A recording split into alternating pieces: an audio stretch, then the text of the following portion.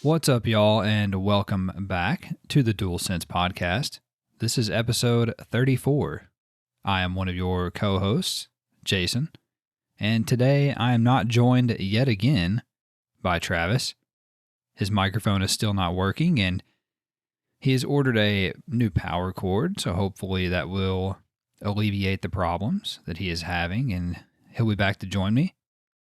So today is another single-player mission, you might say, as I bring you all of the week's PlayStation news, rumors, new game releases, and a little bit more. All in under 90 minutes, of course. If you guys enjoy the show, don't forget to subscribe or leave us a review or comment on your podcast service or YouTube if you're listening there. If you want to chat with us, you can hit us up on Twitter at the DualSense Pod. And if you want to check out some of our game streams and clips, you can find us on YouTube at the DualSense Podcast, and we also post every new episode there as well. You can catch new episodes every Monday. And without further ado, let me discuss what I've been playing in the past week or so. So this week I played more of my usual stuff that I've been getting into lately, like FIFA 21, still dabbling in my manager's career. I did get an international offer from New Zealand. They want me to take the country to the promised land. So I happily signed up with those guys to see how that goes. And other than that, I really haven't played anything else other than these couple of new games. I played Destruction All-Stars this week, which came out for free on PlayStation Plus on the PS5. And I actually enjoy it quite a bit. I'll be honest with you though, if it were a $70 game still instead of a free PlayStation Plus game, I most likely wouldn't be happy about that and probably wouldn't have picked it up. But the fact that it's free on PlayStation Plus is, that's a selling point in and of itself. So what I'll say about the game is the driving, which is kind of the main part of the game. I think it is satisfying. It's fun. It feels good on the DualSense, how they've kind of used the adaptive triggers and the feedback. The characters are cool. I think they did a good job at making each character's powers as far as their hero vehicle and hero skill pretty diverse. I've only played with about maybe half of the roster so far, and I have a few that are favorites, and I have also a few that I don't really care for. But the good thing is that there's 16 characters, and I'm looking forward to trying out the rest of them. So they've done a great job on character design from an art standpoint, but also character design from a gameplay standpoint, in my opinion. Now, even though the game's enjoyable, and I am having a good time with it, my issue is that, and I think most people's issue with it at this point, is that it just doesn't have a whole lot of content. There are only 4 game modes. There's 2 that you can play solo and 2 that you can play with friends. And it really doesn't feel like a whole lot. Granted, it's not a $70 game. They backed off of that, and it's just a PS Plus game, so there's that. But they've also, on the flip side of that, they have also promised that there will be at least 12 months worth of content. They've put out sort of like a loose, not really a roadmap, but just said, hey, we're going to have new characters and new challenges and probably new arenas and things like that. So that's cool. That's cool. And I think all that's going to be free. So you can't really go wrong with it. And it's free if you have PS Plus, and everyone should try it. I do recommend it. I plan on playing it more and continuing to play it throughout the year. And I think Travis enjoyed it as well. So we just played a little bit last night, actually. The other game that I played just a little bit, just dabbled in it, because he got a new PS5 upgrade this week to 4K 60 frames per second, was The Division 2. I don't remember, I got to be honest, I don't remember exactly how it looked before when I played it on PS4, which I did get the platinum for on PS4. But the 60 frames is definitely a marked improvement and a huge improvement to the game. Now, as far as the 4K, the visual kind of quality and resolution, I don't really remember for comparison's sake, but it looks good. So that's good enough, I guess. But the 60 frames are really what make the big difference there. So I'm actually planning on playing it some this weekend with a buddy who has it as well. And I'm looking forward to kind of getting back into it, because they did a lot of kind of free content updates that I missed out on after launch. After I got the platinum, it's just the base game. So I'm excited to go back to it. And that's really all I've been playing this week. I've gotten away from 2K, deleted Red Dead for space. So that's it. And with that, let's jump into the news here. And it was a busy news week. There's quite a bit going on, a lot of moving parts, and a lot to cover. So let me get you guys up to speed.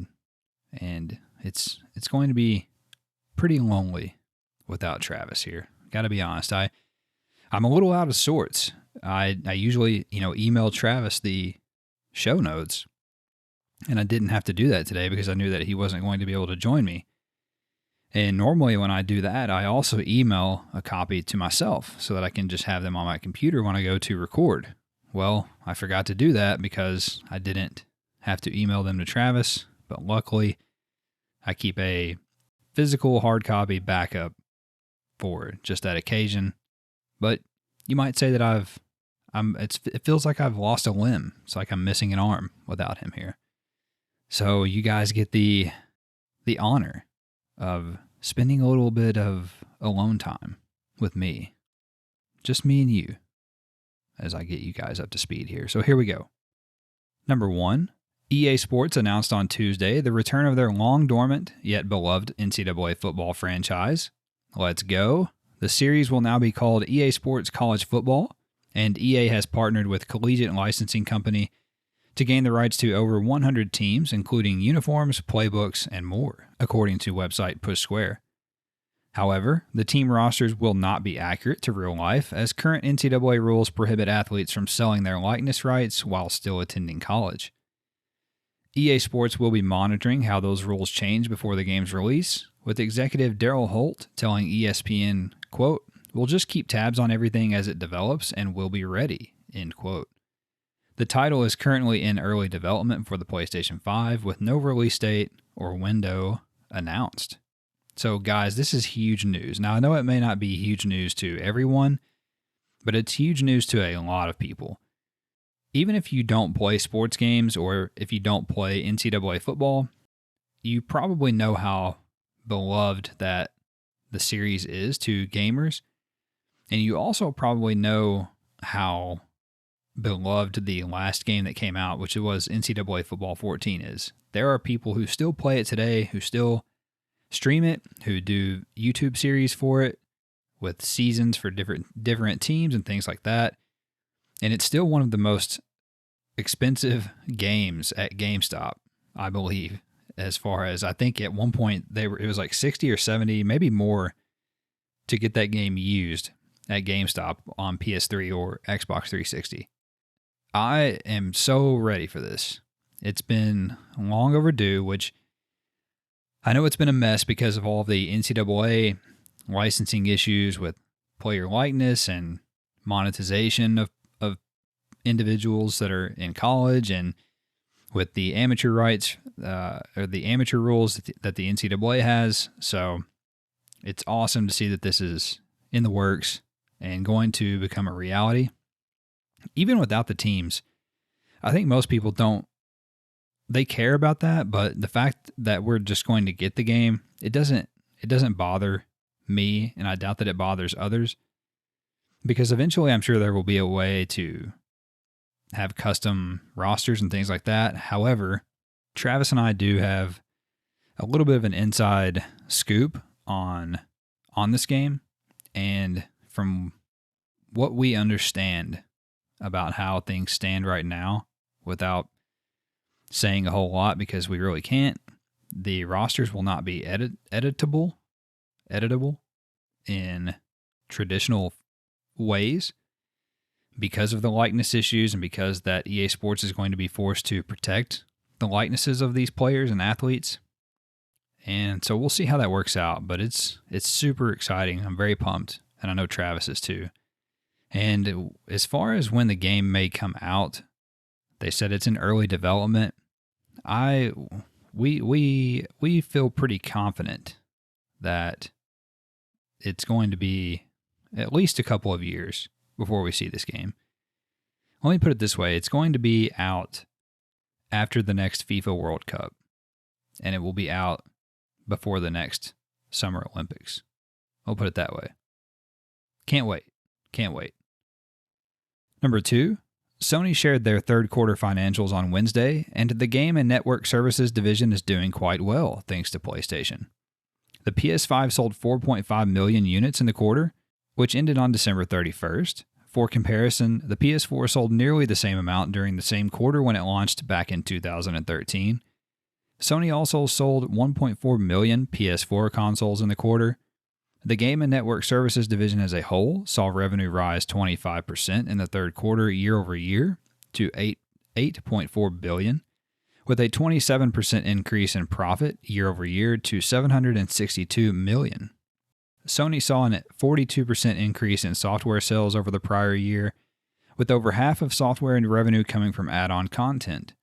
And finally, PlayStation Plus hit 47.4 million subscribers during the third quarter, which is up from 38.3 million in the third quarter of last year, with 87% of PS5 owners being subscribers. Based on these financial results, Sony stated, quote, "We plan to utilize this excess operating cash flow from this fiscal year as a source of future strategic investment going forward. Opportunities for investment, especially in the entertainment space, are steadily increasing," end quote. So a couple things here. First of all, Sony and really the PlayStation division, the Game and Network Services division in particular, are doing very well indeed. 4.5 million PS5 units sold is certainly nothing to scoff at, and the fact that it is on pace with the PlayStation 4, which is one of the best-selling consoles of all time, I think is very impressive and very telling. It's also pretty crazy that they still sold 1.4 million PS4s, and that may have something to do, I'm sure it does, with the fact that people can't find the PS5s or could not find the PS5s when they wanted them. So that's tough for the people that were looking for those, but I think it bodes well for PlayStation gamers that they're doing so well and they're so healthy, and they're so healthy, in fact, that they are looking to make some strategic investments going forward. And they specifically said in the entertainment space. And looking at these numbers and how the profits and revenues have increased year over year, it's hard not to imagine that they're going to make those investments, or at least a big bulk of them, in the Game and Network Services division, as opposed to, the film division or the music division, those sorts of things. We've talked a little bit before about what our feelings are, or what our speculation is on if Sony is going to acquire another studio, and I think that is quite likely. And it may not necessarily be this year, but definitely within the next couple of years, I can see all these pieces coming together where Sony is gearing up and planning to make an acquisition or maybe multiple acquisitions. It's hard to say, but there are definitely several candidates out there for acquisition, and it's exciting. It's exciting times. It's exciting times to be a PlayStation fan and a PlayStation gamer, and wondering what the future holds. So we'll see. But it sounds like we're going to maybe get some new studios in the future. Number 3, the eternally busy Embracer Group was added again this week But this time they went big and have agreed to acquire Borderlands developer Gearbox Entertainment in a $1.3 billion deal. The day one purchase price for Gearbox is $363 million, half of which is in Embracer Group stock shares. To reach the maximum value of the deal, Gearbox will have to hit a number of financial milestones over the next several years. Gearbox co-founder Randy Pitchford will remain head of the company after the deal closes. Following the acquisition announcement, publisher 2K Games released a statement clarifying that their relationship with Gearbox is unaffected by the move, and that they will remain the publisher of Borderlands, according to website GameIndustry.biz. Embracer Group wasn't quite finished yet, though, as they also announced the acquisition of developer Aspyr Media, who recently has been rumored to be working on the Star Wars Knights of the Old Republic revival, a claim that has essentially been confirmed by Bloomberg's Jason Schreier in a Reset Era thread. The deal for Aspyr will cost Embracer $100 million, $60 million in cash, and $40 million in stock shares. The studio could make up to $350 million if they hit certain financial milestones by 2028.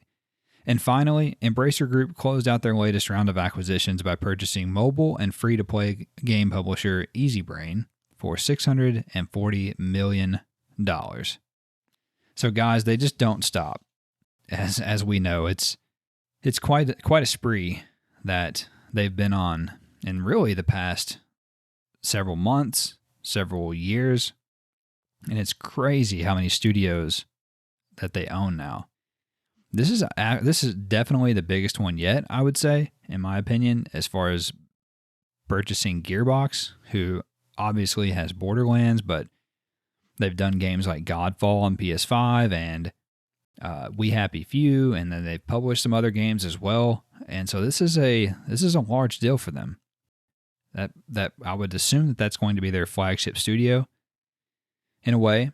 And then the other big interesting part of this is that apparently they've basically bought the sequel to Star Wars Knights of the Old Republic, because Aspyr has said in earnings calls or something like that their budget for their game is around $70 million, which is a big AAA game basically. You know, games like, The Last of Us cost over $100 million and things like that, for example. So you match that up with the job postings that we've discussed in recent weeks that they have at Aspyr Media, and it definitely sounds like that they're working on this game. And Jason Schreier pretty much confirmed that for us. So Embracer Group is they're making big moves, man. Huge moves. Number 4, Electronic Arts also revealed details on the upcoming Mass Effect Legendary Edition this week. All 3 original games have been remastered in 4K, 60 frames per second, and HDR, with enhanced visuals and performance, with Mass Effect 1 seemingly getting the largest upgrade. According to the Mass Effect website, the original game will feature improved aiming, weapon balance, sound effects, input controls, squad behavior, cover behavior, and gameplay cameras. The collection will launch on May 14th for $59.99 on PS4 and will of course be playable on PS5 via backwards compatibility, but will not include any additional PS5 enhanced features. So we finally got the official announcement of when this game is going to appear and come out. And I got to be honest, I've never played the original Mass Effect games or trilogy, so this does interest me a little bit. And it's one of the best games, or well kind of regarded games in kind of the history of gaming, especially from an RPG or sci-fi standpoint. So I see so much positivity about these games online that I think I'm going to be sucked in eventually. I'll probably get it when it's on a sale, for instance. But this is big, and some of the screenshots out there and video kind of side-by-sides, they didn't do a full-blown remake, which some people are upset about, but they have definitely made a lot of notable improvements. So there's a lot of reason to be excited about that. Number 5, Sony's San Diego studio finally revealed MLB The Show 21 on Monday after the game's cover art leaked online over the weekend, featuring cover athlete and San Diego Padres shortstop Fernando Tatis Jr. The game will release on April 20th for PS4, PS5, and for the first time ever, Xbox One and Xbox Series S and X. It will also feature cross-platform play and cross-progression between all systems. Sony will be publishing their first PlayStation Studios title on Xbox as part of the renegotiated MLB video game license, which required Sony to bring the game to other platforms. The game will launch with various pre-order extras and a free PS4 to PS5 upgrade. I don't know if you guys saw the pictures of this cover art making the rounds on social media, but for me, it was so weird to see that PlayStation Studios logo on an Xbox game case. That was so wild to see that. And of course, that's really nothing to Xbox because they talk about how, they want to put games on everything and they don't want to gatekeep, so to speak. But for PlayStation to have their game on another platform is really noteworthy and newsworthy. Of course, their hand was forced a little bit by Major League Baseball here in the U.S., who, hardlined and said, look, we want this game on other platforms. We're missing out on money, basically. You guys can keep making it as long as you agree to do that. And it makes so much money for Sony that there's no way they could say no. So this is the product of that. Now we get a PlayStation-developed first-party game and published game on Xbox. So crazy. Number 6, Gran Turismo 7 aims to return to the form of traditional releases like Gran Turismo 1 and 4, according to Polyphony Digital president Kazunori Yamauchi, who recently gave an interview to Octane. Yamauchi told the outlet, quote, "With Gran Turismo Sport, I think we were able to achieve our fairly ambitious design. That's why with Gran Turismo 7, we're carrying over elements that we brought out in Gran Turismo Sport like championships, while also returning to a traditional full-scale experience like Gran Turismo 1 and 4, to offer the best Gran Turismo available. So fans of the old Gran Turismo may feel somewhat nostalgic," end quote. And I included this in here really for Travis to speak about it, because he's obviously a big Gran Turismo fan, and also, our resident sim racer and racing fan here on the podcast. And I really wanted to get his thoughts, but alas, you're stuck with me. And really because Gran Turismo doesn't get a whole lot of pub and a whole lot of love out there in the media. And so I feel like, we need to give it its due. So anyway, from what I can tell online, this is a much appreciated kind of move or sentiment for Gran Turismo fans. And I know that I think Travis played Gran Turismo Sport. Like, he kind of adopted it. I don't think that he was there at launch. He came a little bit later, I believe. And so he kind of mentioned that about how, in this interview, about how people were kind of slow to adopt Gran Turismo Sport because it was kind of focused on multiplayer elements. And so it sounds like they're basically going to get back to what they're known for and to what they're good at, but they're also going to bring over that online kind of multiplayer, competitive, esports element and keep that going. And I think that's cool. I think that's awesome. That's exactly what you want from a first-party racing game, from a flagship title for your platform. So that's exciting stuff. Number 7, PlayStation announced the February additions to the PlayStation Now catalog on Tuesday: Call of Duty Black Ops 3, WWE 2K Battlegrounds, Detroit Become Human, Darksiders Genesis, Little Nightmares, and Hotline Miami 2 Wrong Number are now available to download or stream for PlayStation Now subscribers.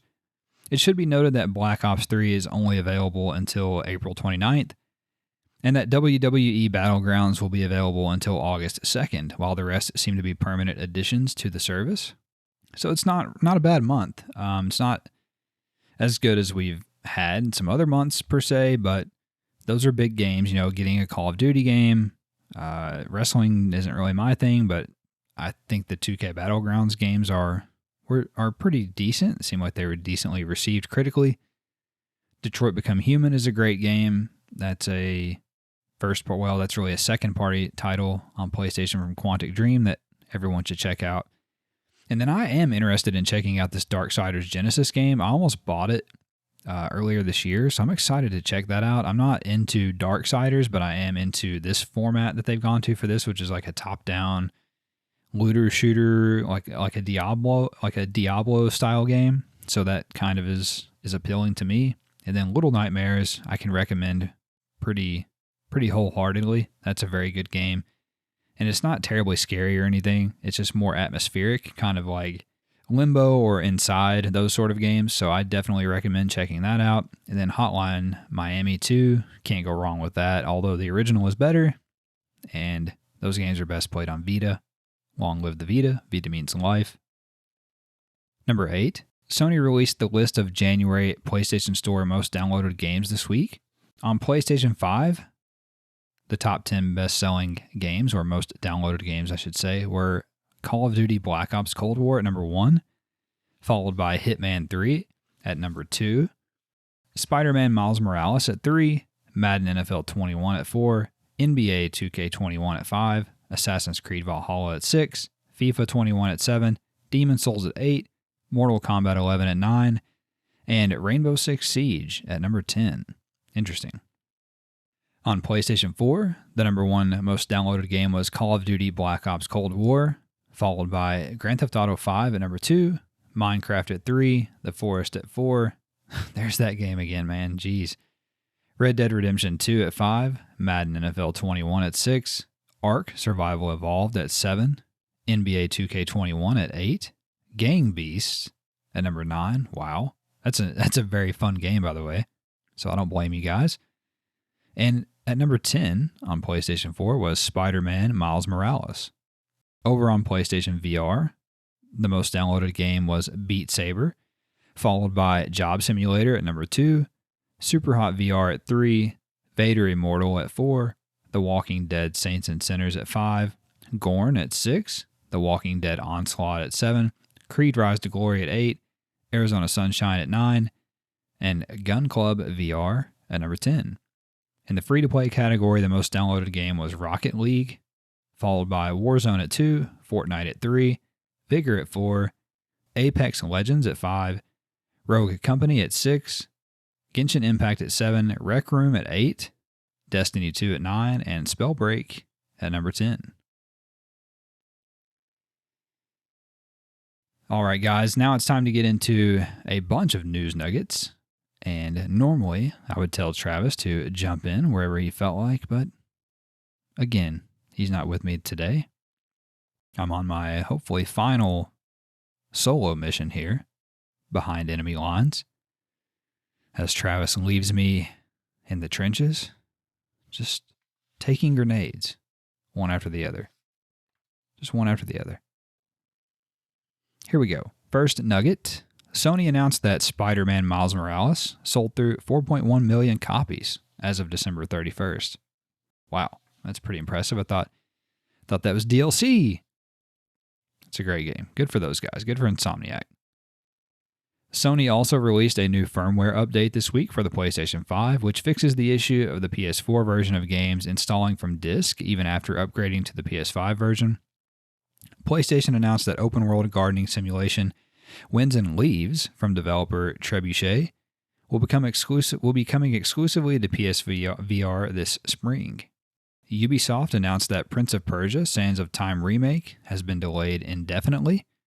Ubisoft also released patch 1.30 for The Division 2 on Tuesday, bringing 4K 60 frames per second support to the game on PlayStation 5, as I mentioned a little bit earlier. It's fairly glorious. Website GameIndustry.biz reported that Electronic Arts has made $3 billion of revenue so far off the Star Wars partnership with Disney. So I guess they're not too bent out of shape over their relative squandering of that exclusive partnership. Didn't hurt too bad. Website Push Square reported that EA reaffirmed that a new Battlefield game will be out this holiday on a recent earnings call. The game will be revealed this spring and will utilize all of the power of current-gen machines. Guys, I cannot wait for this shit. This is going to be awesome. It's going to be insane. I think they're going to make a comeback. Battlefield 5 or V, whatever, sucked. Okay, Battlefield 1 was excellent. V5, whatever, sucked. This one, I feel it in my plums. It's going to make a comeback. It's going to be it. Also, I'm going to go out on a limb. I'm going to say there's going to be a reveal in April. It's going to launch in October. Buckle up. Push Square also reported that brand new PS5 game, Destruction All-Stars, started out as a potential Destruction Derby reboot, according to Sony ex-devs John McLaughlin. That developer Young Horses revealed that Bugsnax has outsold their previous game's PlayStation sales despite being on PlayStation Plus for 2 months at launch. That Apple's 14.5 update for iOS will add support for DualSense controllers. That the Silent Hill composer Akira Yamaoka said in a recent interview that his new project will probably be announced this summer, stating that it may be one, quote, you're hoping to hear about, end quote.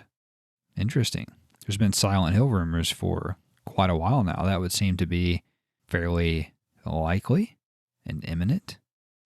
Can't imagine that would be coming out this year, but you never know. Probably early next year. Push Square also reported that publisher Activision confirmed during its recent earnings call that neither Diablo 4 or Overwatch 2 will be launching this year, and that Activision also confirmed that a new Call of Duty game will be released this holiday, as always. In other news, the sky is blue. Website PlayStation Lifestyle reported that Sony has entered into a 3-way partnership with Kadokawa Corporation and CyberAgent to, quote, enhance IP development, end quote, and expand their IPs across the globe. As a part of the agreement, Sony now owns a 1.93% stake in Kadokawa, who is the parent company of developer From Software. Interesting. PlayStation Lifestyle also reported that Electronic Arts revealed that they have more than 35 new games in development. Jesus Christ. Website PlayStation Universe reported that Control Ultimate Edition on PlayStation 5 clocks in at 25.79 gigabytes, or 42% less than the Xbox size of 42.4 gigabytes, due to the PS5's Oodle Kraken compression technology. PlayStation Universe also reported that Mass Effect Legendary Edition will use the Mass Effect 3 Extended Cut as the canon ending, replacing the ending from the standard edition of Mass Effect 3. That PSVR shooter DWVR received a new update, making it backwards compatible on the PlayStation 5 finally.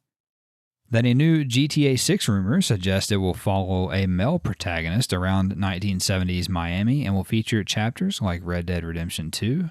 Take that with a grain of salt, however. PlayStation Universe also reported that reliable leaker Tom Henderson has claimed that the upcoming Battlefield 6 will include unscripted skyscraper destruction, whatever that may mean. I'm guessing that means that buildings can fall at any time, whereas in Battlefield 4, for example, it was a scripted kind of map-altering event. So that sounds pretty cool. I'm telling you guys, I can't fucking wait. That game is going to be it. It's going to have it. And finally, PlayStation Universe reported that magical PSVR adventure game, Mask Maker, will launch on PSVR on April 20th. Website Gematsu reported that developers Studio Kiki and Innovina Interactive announced dystopian puzzle adventure game The Plane Effect for PlayStation 5, and that it will release sometime in 2021. That first-person time manipulation story-driven puzzle game, Eternal Threads, launches on PS4 in Q3 of 2021. That Hindsight 2020, Wrath of the Rakshasa will launch in Q2 of 2021 on PS4 and PS5. That Sackboy, a big adventure developer, Sumo Digital, has acquired Pixel Ant Games, which will be their 10th internal studio. Pixel Ant Games, which has yet to announce a project, was founded in July of 2020 in Wrocław, Poland. Gematsu also reported that action-adventure game Eldest Souls will release on PS4 and PS5 in Q2 of 2021. That parkour adventure game Stride will release on PSVR in early 2021. That hand-penciled horror game Mundone, however you say it, will launch on PS4 and PS5 on March 16th. That Atelier Mysterious Trilogy Deluxe Pack will release on PS4 worldwide on April 22nd. That Chinese developer Digital Sky announced Project DT, a high-speed science fiction action game that incorporates mech fighting.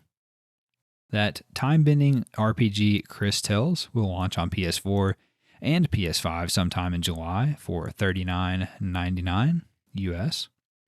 That Heavy Rain and Detroit Become Human developer Quantic Dream has opened a new studio in Montreal, Canada, led by former Eidos Montreal head Stéphane Dastou. Butchered that. And I took French in high school and college. Wow. Who will be the studio's general manager? Johan Cazaus.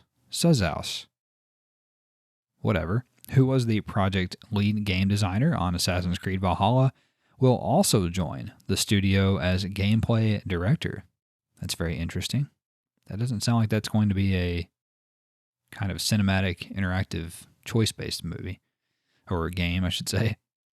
Gematsu also reported that Destiny 2's new season, called Season of the Chosen, will begin on February 9th and run through May 11th.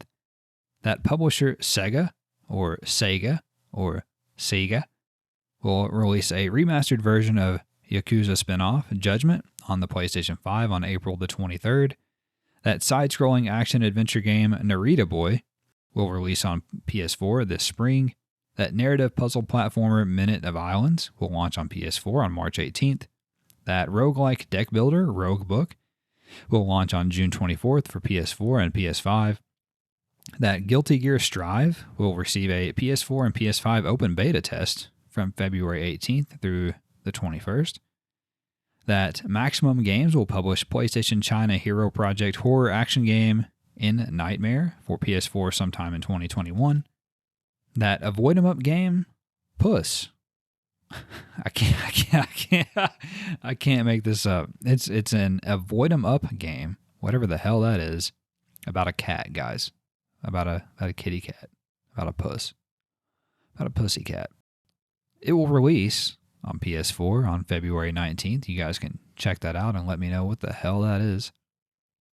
Gematsu also reported that multiplayer online RPG Elemental Knights Online R is now available worldwide on PS4. That farming and crafting simulator Kitaria Fables has added a PS5 version and will launch later in 2021. And finally, Gematsu reports that video game investment fund Kowloon Knights announced that 23 new titles are in development from studios like Kaizen Gameworks, Massive Damage, Night School, Roll 7, Sabotage, Slow Clap, and Thunder Lotus. It's a pretty accomplished list of indie developers there that they're funneling cash to. Sounds fun. And that is all for the news this week, guys. And I hope that you learned something. Quite a bit going on. So with that, let's jump into the new game releases this week. This is normally where I kick it over to Travis for him to brief us on what's happening, and he does look these up every week and try to find gameplay and see what they're about and see if there's anything interesting, and I'm just not going to do that. That's not my job. That's Travis's job, okay? And until he returns, it's going to remain that way.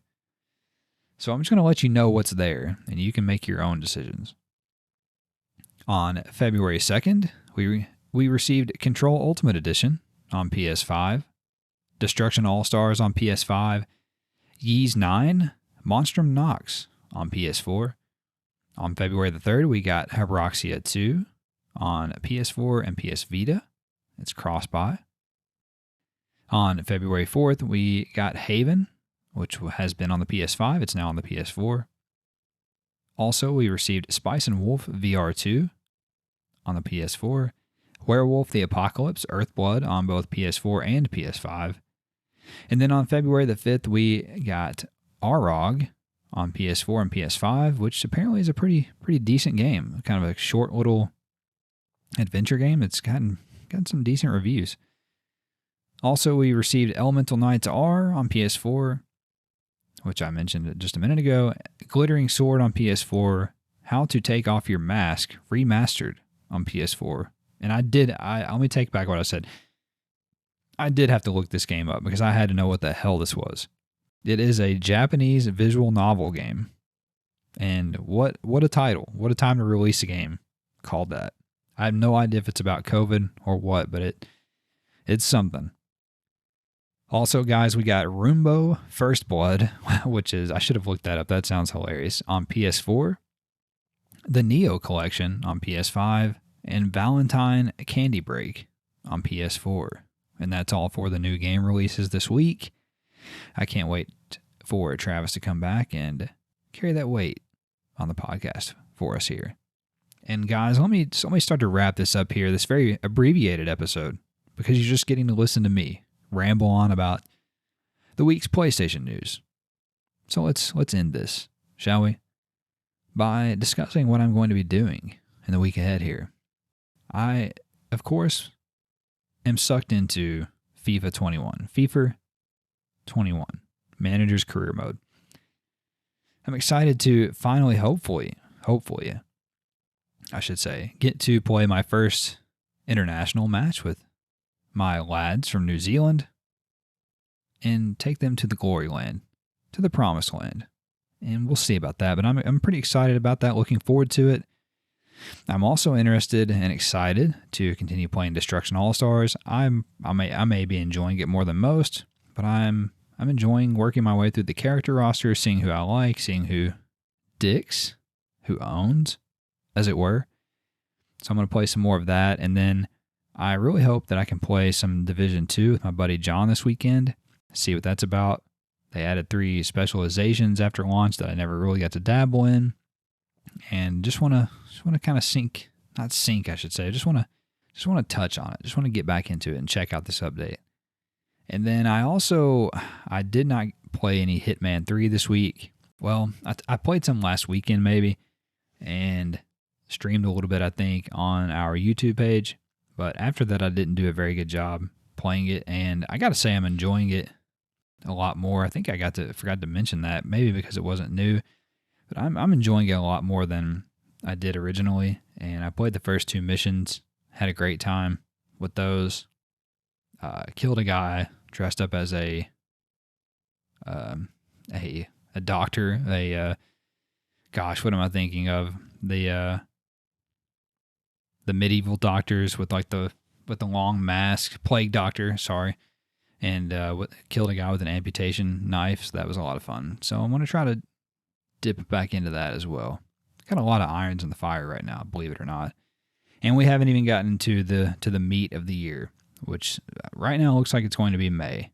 So May's just coming to bend me over with the quickness. Got to get some things off the plate before then. Anyway, that's it for me, guys. I hope you enjoyed the episode. And I hope that you'll come back next week and get all of your PlayStation news all in one place and all in less than 90 minutes. We do it every week.